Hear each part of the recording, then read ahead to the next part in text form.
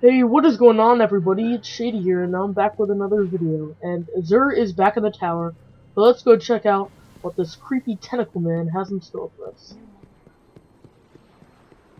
Now, he's going to be located by the Crucible guys right here as soon as you go in, right here on the left. And this is actually the first Azur of the 2.0 update, which is pretty interesting. And let's see what he has. So, he has Helm of Most Light.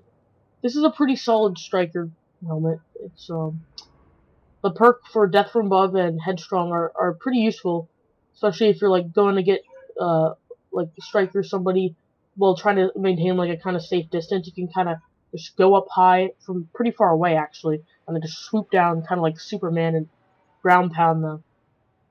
So yeah, the Helm of Inmost Light is a pretty solid helmet. I personally don't run it just because it has pure strength, but if you have other intellect gear, I highly recommend it. It is very good. And now we have the Celestial Nighthawk. I remember in the beginning this was a highly sought after helmet. This is a very, very good helmet.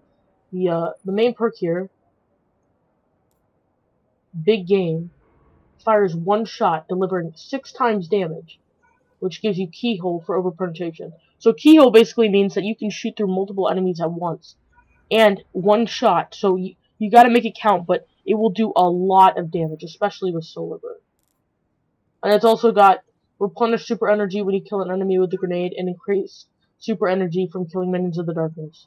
And also, Helm of Inmost Light also has reduced melee cooldown when you pick up an orb, and increased melee attack speed. Increased melee attack speed is a very, very good perk improvement. Now we have the Apotheosis Veil. It's a very underrated helmet. It's not very good in my opinion, but there are certain places where it's useful.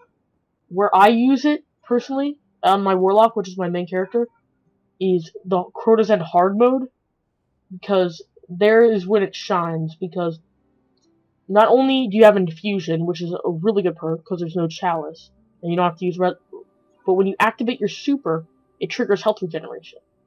So whether you're using Radiance or anything, if you're really low on health, just pop that super, and boom, your health is going to go back up. And also it has melee hits, replenish grenade energy, and replenish health when you pick up an orb, and that's got discipline. So. And then we've got a No Land Beyond. I think there were some changes to it in the 2.0, but I am not completely sure. I think one of my friends said something about how they made it pretty hard to like reload cancel, but yeah. So this is kind of like, this is one of those guns that if you're good with it, it's like a good skill to have. It's pretty challenging to use. I never really got the hang of it. I've never really practiced with it, but I've seen some pretty awesome things get done with this sniper, so that's pretty cool. And let's just look through the perks here. We have Mulligan, which, I mean, is probably one of the worst perks you can get on a sniper, in my opinion. Then the Master, increased precision damage. Kills briefly, increase damage against next target. So I think what happened before was this perk wasn't really working, but now I think it does work. But again, I'm not completely sure. I wasn't really, like, I didn't really read much into No Land Beyond because it's not something I use. Here we have our exotic emblem. Here you can get a chest plate from this. I wouldn't recommend, I mean, if there are some chest plates that you really want, go for it.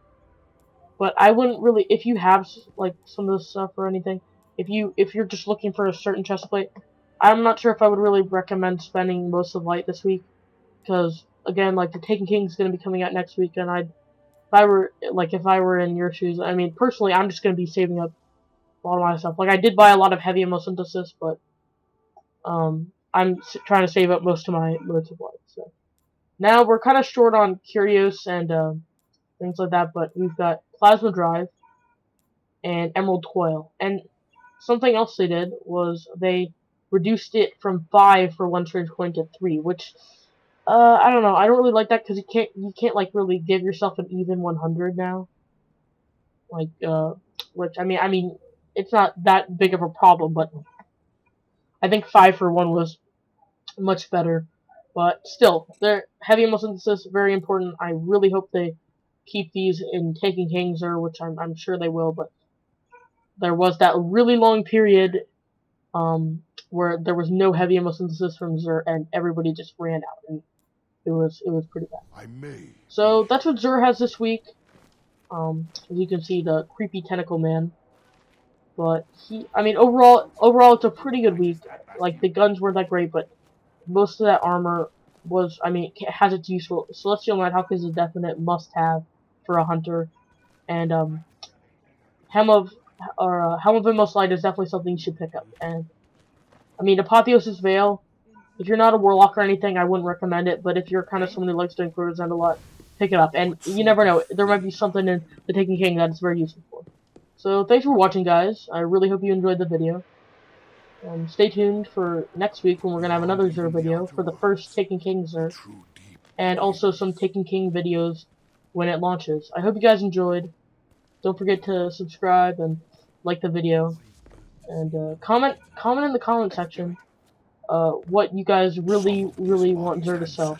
Go ahead and look up what exotics are gonna be new, and go ahead and comment what you want Xur to sell. And I don't know, maybe RNGesus will read those comments and grant your wishes.